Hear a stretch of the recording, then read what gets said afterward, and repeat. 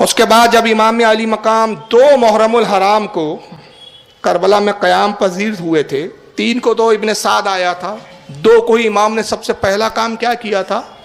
کوفہ میں آپ کا ایک عزیز تھا، آپ نے اس عزیز کو خط روانہ کیا اور جاسوس کو بھیجا، اپنے ایک قاصد کو بھیجا، جاسوس نہیں قاصد کو معاف کرے، جاسوس لفظ میں نے استعمال کیا، رجوع کرتا ہوں جملے سے، اپنے قاصد کو بھیجا کہ میرے عزیز دوست ہے کوفہ میں، اس تک یہ خط پہنچا دو۔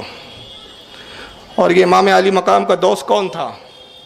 اگر تاریخ کے اوراق تھوڑے پلٹے تو پھر سمجھ میں آئے گا کہ یہ دوست بھی کیسا عزیز دوست تھا۔ اور دوستوں کی پہچان یاد رکھیے مصیبت اور پریشانی میں ہوتی ہے، ورنہ خوشی کے موقع پر سبھی دوست ہوتے ہیں، جو تکلیف میں کام آ جائے وہ حقیقی دوست ہوتا ہے۔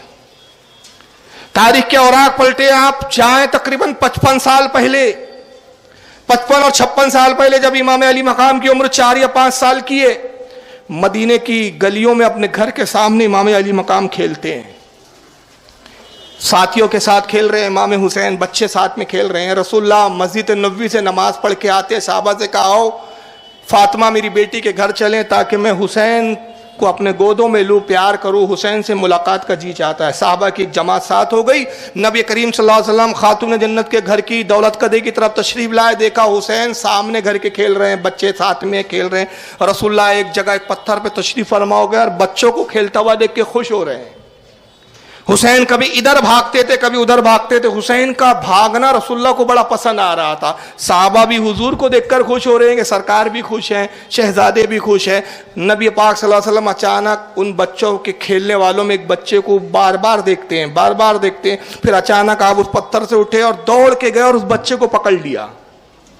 پھر آقا نے اس کے لبوں کو بوسہ دیا، اس بچے کے، اس بچے کے پیشانی کو بوسہ دیا، سر کو بوسہ دیا۔ سب حیرت زدہ ہو گئے کہ حضور اس طرح تو پیار حسن و حسین سے کرتے ہیں، مگر آج نبی نے اس بچے سے بھی ویسے ہی پیار کا سلوک کیا جو حسن و حسین کے ساتھ کیا جاتا تھا۔ صحابہ نے عرض کیا اللہ کے نبی ان تمام بچوں میں اس بچے میں کیا خاص بات ہے کہ آپ نے اس کو دوڑ کر پکڑا، دوڑ کے پکڑنے کے بعد اپنے آگوش میں لیا، اس کے لبوں کو بھی بوسہ دیا، پیشانی کو بھی بوسہ دیا، گالوں کو بھی بوسہ دیا۔ آپ نے فرمایا میرے صحابہ جو منظر میں نے دیکھا کیا وہ تم نے نہیں دیکھا؟ کہ اللہ کے نبی ہم نے اس بچے کی طرف توجہ نہیں کیا، آپ نے کیا دیکھا؟ کہ میں نے دیکھا کہ یہ حسین کے ساتھ کھیلتا ہے، اور جب حسین دوڑتے تو جہاں میرے شہزادے حسین کا قدم لگتا ہے یہ وہاں کی خاک کو اٹھا کے پیشانی پہ لگاتا ہے، لبوں پہ لگاتا ہے، آنکھوں میں لگاتا ہے۔ اس سے میں نے اندازہ لگا لیا اس بچے کو میرے شہزادے حسین سے بڑی محبت ہے۔ پھر آپ نے اس بچے کے سر پہ ہاتھ پھیرا اور دعا کی کہ پھر فرمایا بچے بتاؤ کیا نام ہے؟ اس بچے نے نام بتایا، حضور مجھے حبیب ابن مظاہر کہتے ہیں۔ کہا حبیب یہ بتاؤ میرے شہزادے حسین سے محبت کرتے ہو؟ کہا یا رسول اللہ ہاں محبت کرتا ہوں۔ کتنی محبت کرتے ہو حسین سے؟ کہا اللہ کے نبی میں حسین کے لیے اپنی جان بھی دے سکتا ہوں۔ فرمایا میں وہ منظر دیکھ رہا ہوں، خدا کی قسم تم حسین کے ساتھ اپنی جان قربان کریں گا کربلا کی زمین پر، اور اے حبیب بچے میں بشارت دیتا ہوں جنت میں تو حسین ہی کے ساتھ جنت میں جائے گی۔ یہ وہی رفیق اور دوست حبیب ابن مظاہر جو بعد میں کوفہ آ گئے تھے حضرت علی کے زمانے میں، بہت بڑے تاجر تھے، بڑی مال و دولت جمع کر لیا تھا اور یہ کوفہ کے اندر مقیم تھے، لیکن ان کی منشا یہ تھی کہ امام حسین نہ آئے، لیکن حالات ایسے تھے کہ امام کو خط نہ لکھ سکے، حالات ایسے تھے کہ ڈرتے تھے کہ اگر میں نے حسین پاک کی طرف خط روانہ کیا کہ آپ کوفہ نہ آئے، اور اگر میرا خط پکڑا میں آ گیا، جاسوسوں نے میرے خط کو پکڑ لیا تو مجھے بھی قید میں بند کر دیا جائے گا۔ تو آپ انتظار میں تھے کہ دیکھیں حالات کس کروٹ بدلتے ہیں۔ امام علی مقام جب 2 محرم الحرام کو کربلا کی زمین پر قیام پذیر ہوئے تو آپ نے حبیب ابن مظاہر کی طرف خط روانہ کیا، اور خط کا مضمون یہ تھا کہ اے میرے عزیز دوست وہ وقت آ گیا کہ مجھے آج ایک دوست اور رفیق کی ضرورت ہے، کیا وہ وقت نہیں آیا کہ تو حسین کے لیے اپنی جان قربان کرنے کے لیے آمادہ ہو جائے اور کربلا کی طرف تو آ جائے؟ میں کربلا نامی ایک سرزمین پر قیام پذیر ہوں، دشمنوں نے مجھے گھیر رکھا ہے، اے حبیب میرے دوست میرے بھائی آؤ، اے میرے رفیق آؤ اور میری مدد کرو۔ یہ مختصر خط کا مضمون تھا۔ امام علی مقام کا قاصد خط لے کر پہنچا، اور جس وقت پہنچا وہ رات کا وقت تھا۔ وجہ یہ تھی کہ دن میں جانا بڑا مشکل تھا، اس لیے کہ چاروں طرف پہرے تھے، ناکہ بندیاں کی ہوئی تھی، اور یزید کے جو ہے سارے سپاہی اور یزید کے جو ہوا کھاتے، ابن زیاد نے چاروں طرف جو ہے پہرے سخت اور ناکہ بندی کر رکھی تھی۔ رات کی تاریکی میں قاصد حسین کسی طرح چھپتے چھپاتے حبیب بن مظاہر کے گھر میں پہنچا، دروازہ کھٹکھٹایا، غلام نے دروازہ کھولا، کہا حبیب بن مظاہر ہے، کہا ہاں آقا ہے، کھانا کھا رہے، کہا مجھے فوراً اپنے آقا سے ملاؤ۔ جب پہنچے تو دیکھا کہ ان کی اہلیہ محترمہ بیوی حبیب بن مظاہر کی پنکھا جل رہی ہے اور یہ کھانے میں مشغول ہے۔ اس نے سلام کیا اور حبیب نے سر اٹھایا، کہا کہ کون ہوں؟ کہا میں قاصد حسین ہوں۔ کہا آؤ دوست تم بھی کھانے میں شریک ہو جاؤ۔ کیا حسین کی طرف سے کیا کوئی پیغام لائے ہو؟ کہا ہاں میں امام علی مقام کی طرف سے خط لایا ہوں۔ کیا لکھا ہے میرے دوست حسین نے؟ کہا اس مضمون سے میں آگاہ نہیں، اس لیے کہ یہ ایک راز ہے، حسین پاک نے مجھے صرف اتنا کہا کہ میں خط دے دوں، مضمون آپ پڑھیں اور آپ دیکھیں اس میں کیا لکھا ہوا ہے۔ چنانچہ اس نے مظاہر کے حوالے خط کر دیا۔ حبیب بن مظاہر نے خط کو مضمون کو پڑھا، چہرے کا ایک رنگ آتا تھا ایک جاتا تھا۔ اس کے بعد خط کو انہوں نے بند کیا۔ وہ اس زمانے میں جو خط ہوتے تھے وہ چمڑے کی جھلیوں پہ یا کاغذ پر بھی لکھے جاتے تھے، فولڈ کیا، بازو میں رکھ دیا اور پھر کھانے میں مشغول ہو گئے۔ حبیب بن مظاہر کی بیوی نے دیکھا، بڑی تعجب ہوئی کہ حسین پاک کا خط ہے، کوئی تاثرات نظر نہیں آئے حبیب بن مظاہر کے چہرے پر، اور یہ مستقل کھانے میں مشغول ہے۔ پوچھا میرے سرتاج اس خط میں کیا لکھا ہوا ہے؟ کہا تم کھانا کھاؤ۔ پھر اس نے پوچھا کہ نہیں آپ بتائیں اس میں کیا لکھا ہے؟ کہا کہ اس میں حسین نے مجھے طلب کیا ہے، حسین چاہتے ہیں کہ میں کربلا ان کے پاس جاؤں اور ان کے ساتھ مل کر یزیدیوں سے جنگ کروں۔ تو کہا پھر آپ کا ارادہ کیا ہے؟ تو حبیب بن مظاہر کہتے ہیں کہ کیا دیوانی ہو گئی ہو؟ تمہیں معلوم نہیں؟ مجھے میرے جاسوسوں نے اور میرے جو ہے خاص لوگوں سے خبر ملی کہ حسین کا ساتھ اہل کوفہ نے چھوڑ دیا ہے۔ وہ اہل کوفہ جنہوں نے خطوط دے کر بلائے تھے اب کوئی حسین کے ساتھ نہیں ہے، صرف حسین 72 لوگوں کے ساتھ کربلا میں ہے۔ اب 72 میں بھی وہ لوگ ہیں کہ بعض بوڑھے ہیں، ضعیف العمر ہے، بعض عورتیں اور بچے ہیں، مختصر سی جماعت ہے۔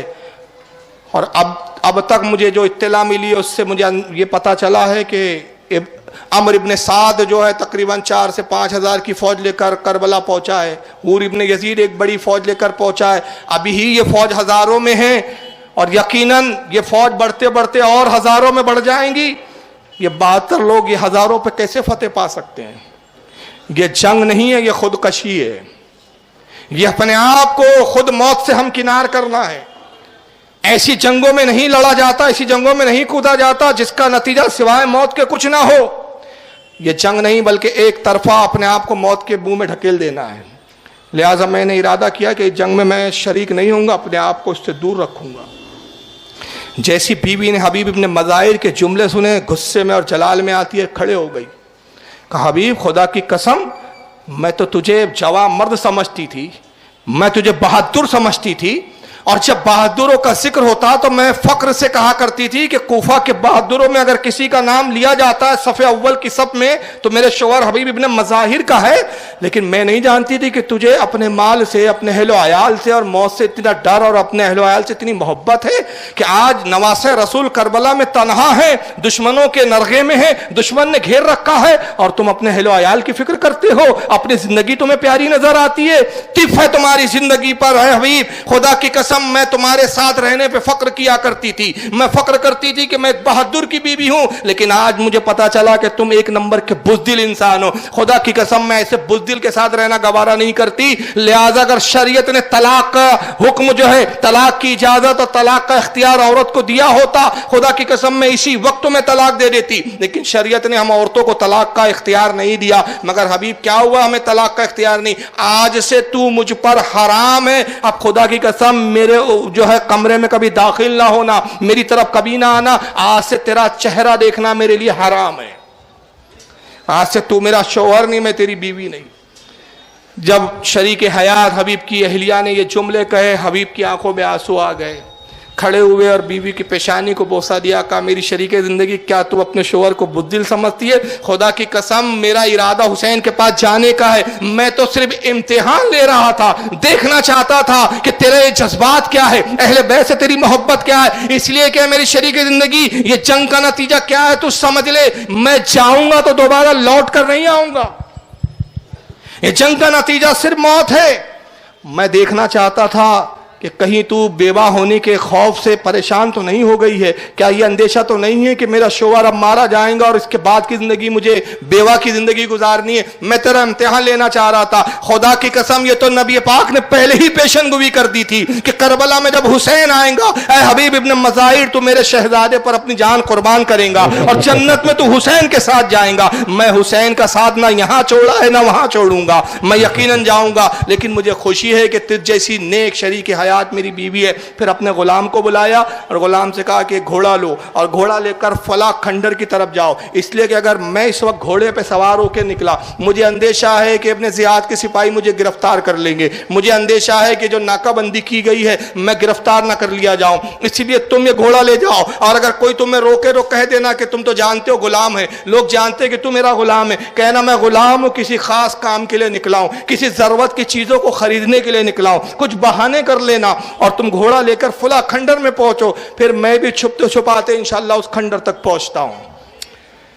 غلام کو گھوڑا دے دیا، غلام گھوڑا لے کے نکلا، راستے میں سپاہیوں نے روکا، پوچھا بھی، غلام نے بہانے کیے، انہوں نے کہا بھائی غلام ہے، یہ اپنے آقا کے خلاف کہا جائے گا، ضرور یہ یقیناً سچ کہتا ہے، کسی ضرورت کے تحت نکلا ہے، کوئی ضرورت کی چیز خریدنا مقصود ہے۔ اس کو چھوڑ دیا، غلام صاحب اپنا گھوڑا لے کر کھنڈر میں پہنچتا ہے۔ کافی دیر ہو گئی لیکن حبیب ابن مظاہر ان کھنڈروں تک نہیں پہنچ پائے، یہاں تک کہ رات سے صبح ہو گئی اور صبح کا ایک پہر گزر گیا۔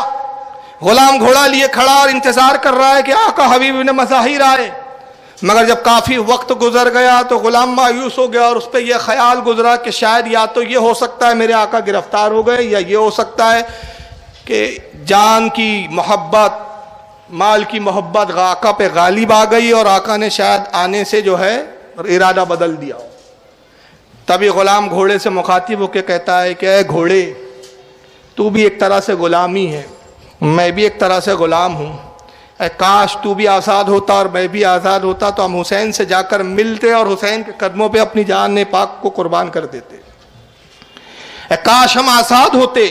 افسوس کہ آقا نے اب بزدلی دکھائی، افسوس کہ آقا اپنی جان کی محبت میں مبتلا ہو گیا۔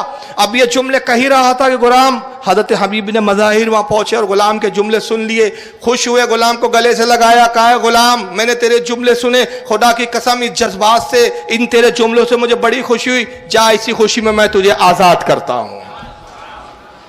غلام نے کہا آقا میں آزاد ہو گیا ہوں، اب آپ کا پابند نہیں ہوں، اب میں بھی کربلا آپ کے ساتھ جاؤں گا۔ کہا کہ جو تیری مرضی۔ غلام کے ساتھ یہ 3 محرم الحرام کو امام علی مقام سے آ کر مل گئے، اور 3 کو جیسے کہ میں نے کہا 3 محرم